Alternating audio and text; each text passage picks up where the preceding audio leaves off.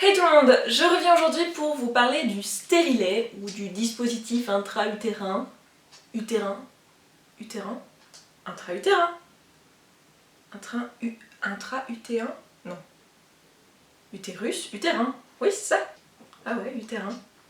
Waouh. Les gars, je suis crevée, je pense. Parce que j'ai bugué sur ce mot, un truc de fou. Bref, on va l'appeler le stérilet ou du long, ce sera plus simple pour moi. Vous pouvez aussi le voir écrit donc DIU ou pour dispositif intra-utérin ou UID, je crois, en anglais.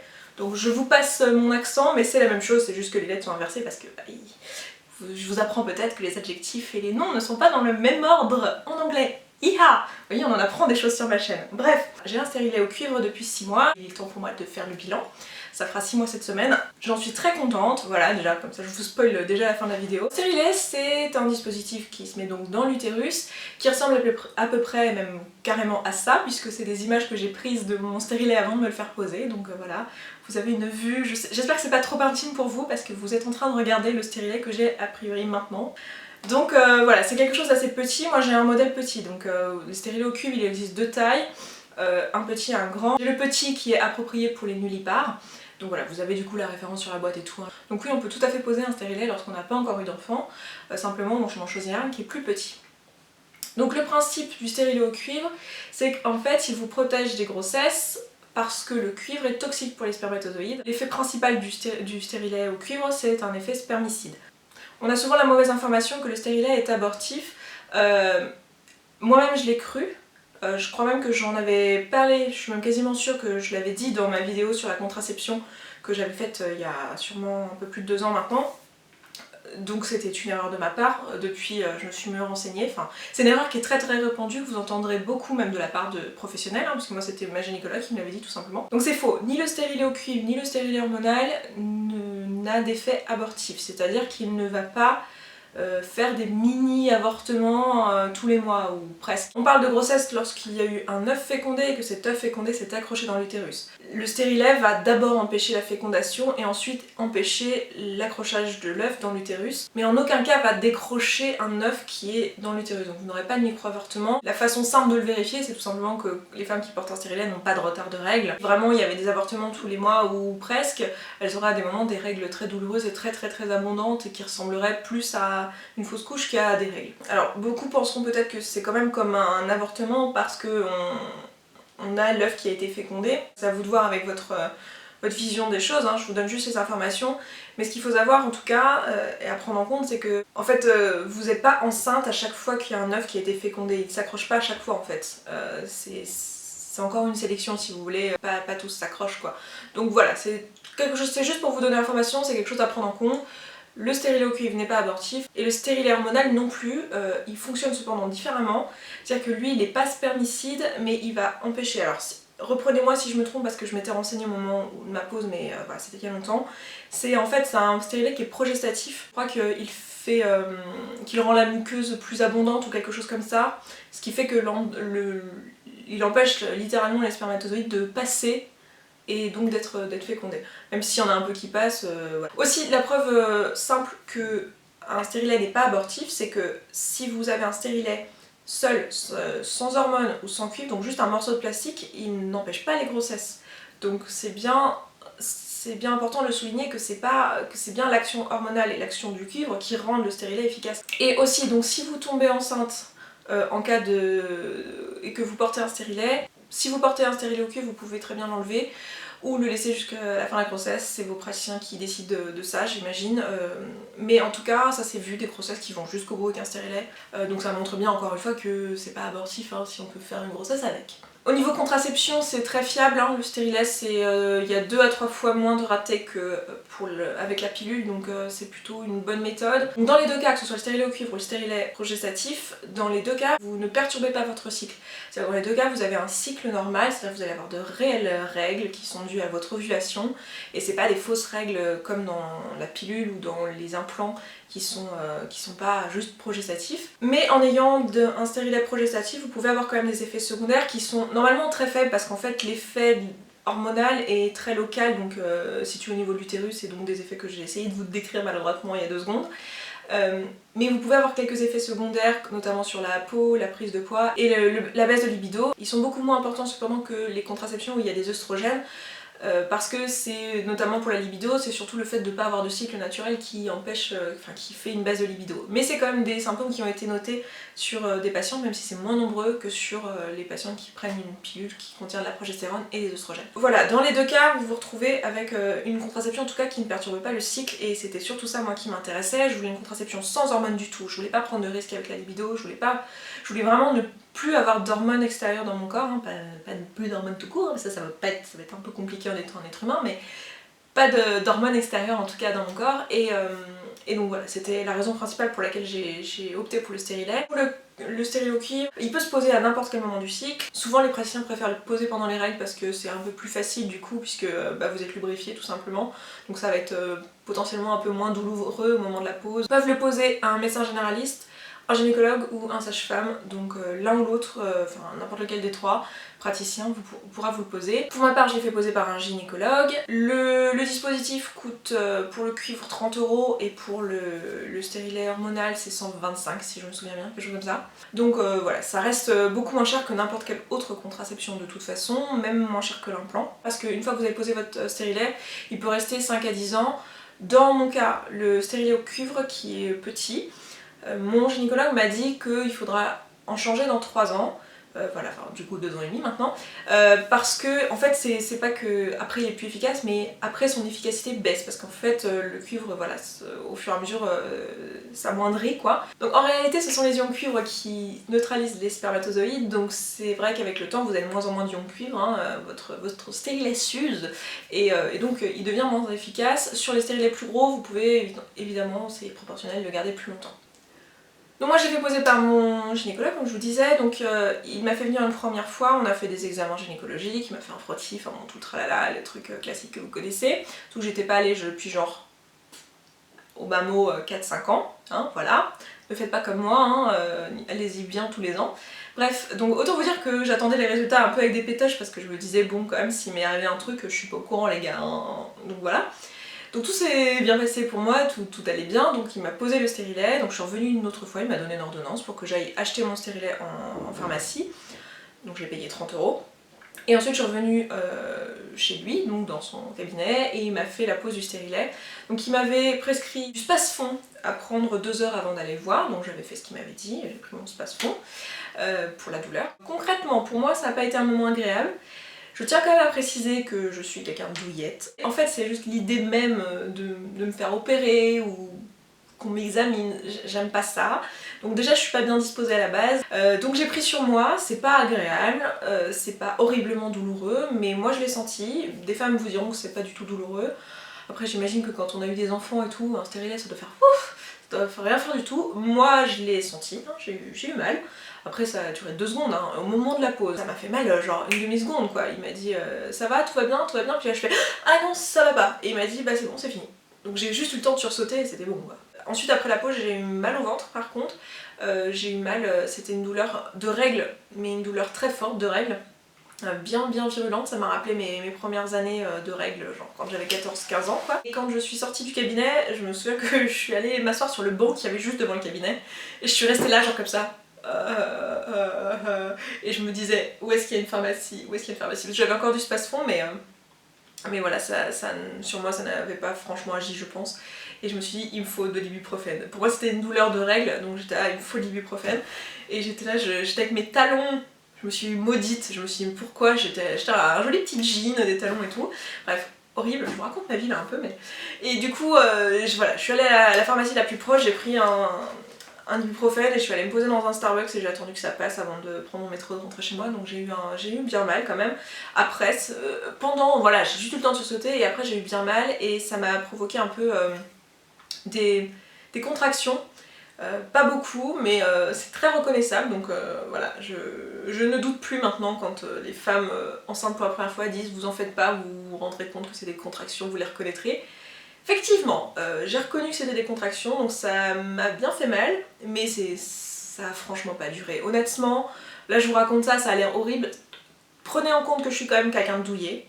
Donc si j'y suis arrivée, honnêtement vous pouvez. Ça a duré, franchement, j'ai pris un ibuprofène dans la foulée. 1 heure après, je galopais quoi, enfin voilà, je l'ai senti, mais franchement ça vaut le coup quoi. Donc les jours qui ont suivi par contre, c'est classique apparemment d'avoir que ça provoque des sortes de règles. En fait c'est pas des règles, ça va pas vous créer un cycle, c'est plus des saignements qui sont naturels j'imagine, enfin pas trop parce qu'on a quand même mis un bout de plastique dans votre corps, donc je pense que votre corps essaie de s'en débarrasser ou quelque chose comme ça. Je vous avoue que j'ai pas fait plus de recherches que ça sur les premiers saignements. Pour moi ça a duré quand même 10 jours, donc c'est pas rien, donc c'était fatigant, à la fin j'en avais un peu marre de saigner, c'était pas abondant.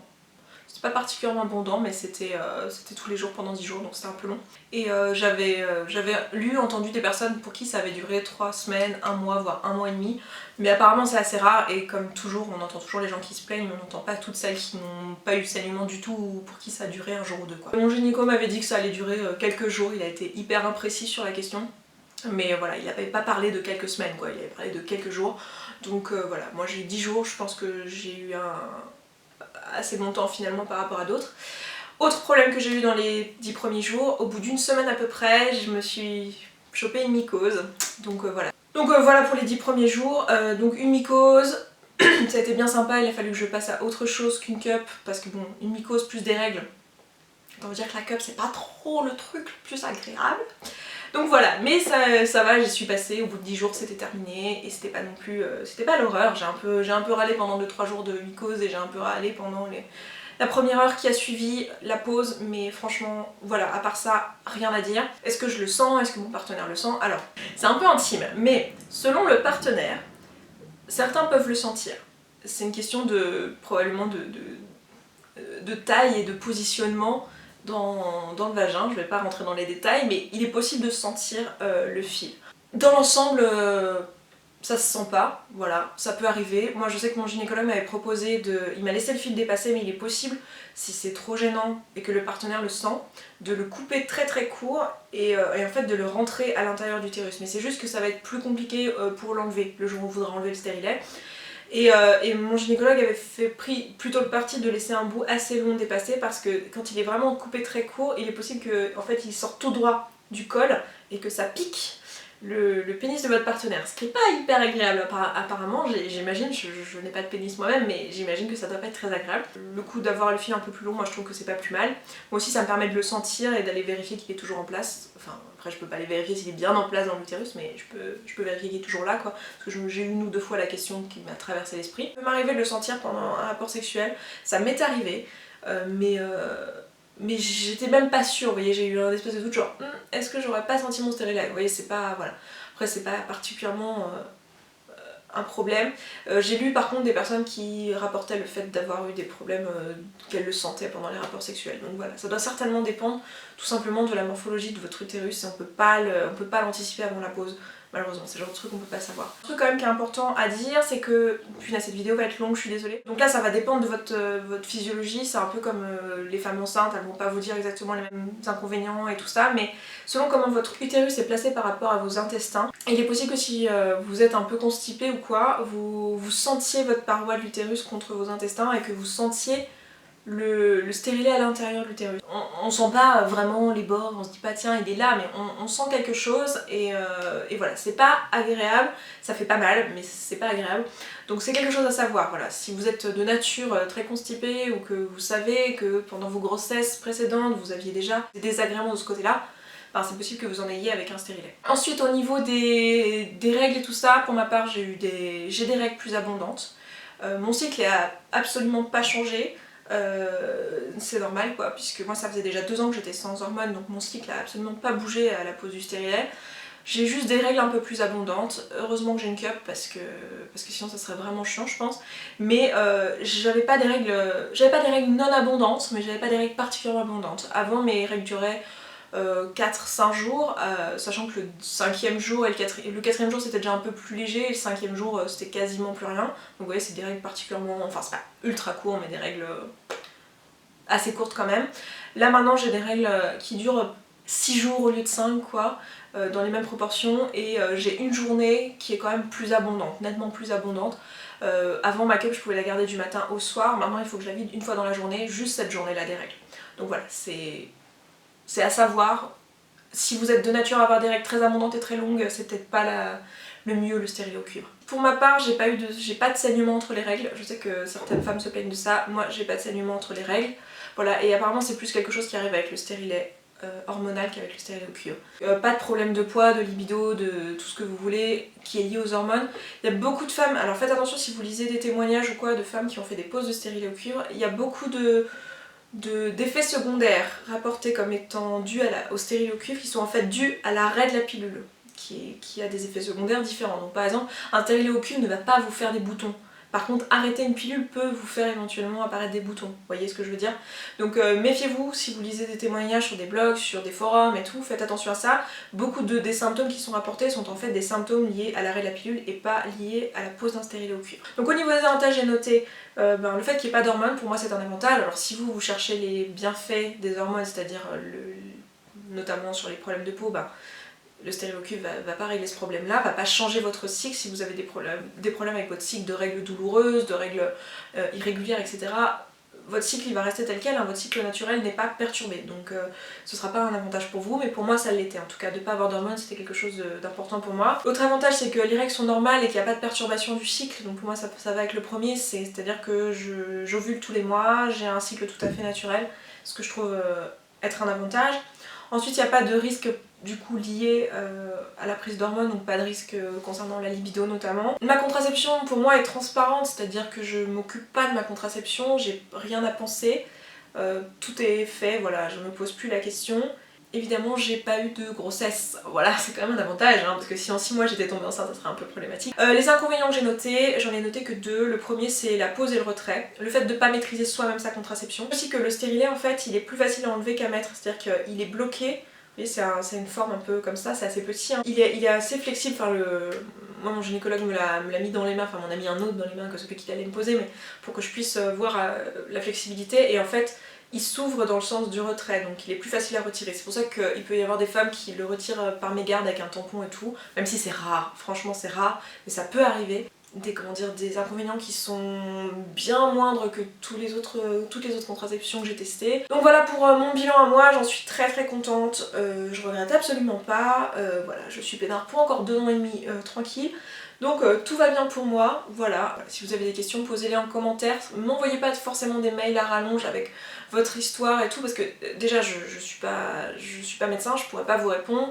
Et en plus de ça, il y a des chances que vous pensiez que je sais, alors que je sais pas forcément, alors que si vous le mettez en commentaire, il y aura peut-être des personnes pour vous répondre. N'hésitez pas à partager vos expériences également en commentaire pour les personnes qui liront ça. S'il vous plaît, ne partagez pas votre expérience uniquement si ça s'est mal passé. Parce qu'on lit des horreurs à propos du stérilet, et à propos de tout d'ailleurs, et on lit pas les histoires où tout s'est bien passé. Donc si vous n'avez pas eu les 10 jours de saignement, si pour vous ça a été super cool, vous n'avez absolument rien senti lors de la pause et tout, n'hésitez pas à nous le dire en commentaire, ça aidera et ça rassurera les personnes qui cherchent de l'information là-dessus. Donc voilà, je m'arrête là pour cette vidéo, je vous embrasse, je vous dis à demain pour la prochaine, et d'ici là, prenez soin de vous. Ciao. Ça fait 3 ans que j'ai arrêté la contraception hormonale, et je m'en porte très bien, je m'en porte même carrément bien. J'avais pas de problème particulier avec les hormones, j'ai pas eu de problème avec ma pilule. J'ai commencé la pilule comme ça. Donc c'est un petit boîtier, enfin un gros boîtier quand même. Un boîtier avec un capuchon dans les violets bordeaux, enfin vous voyez bien la couleur que ça. Il y a un écran à l'intérieur, donc c'est un peu les vieux écrans comme les vieux téléphones, un écran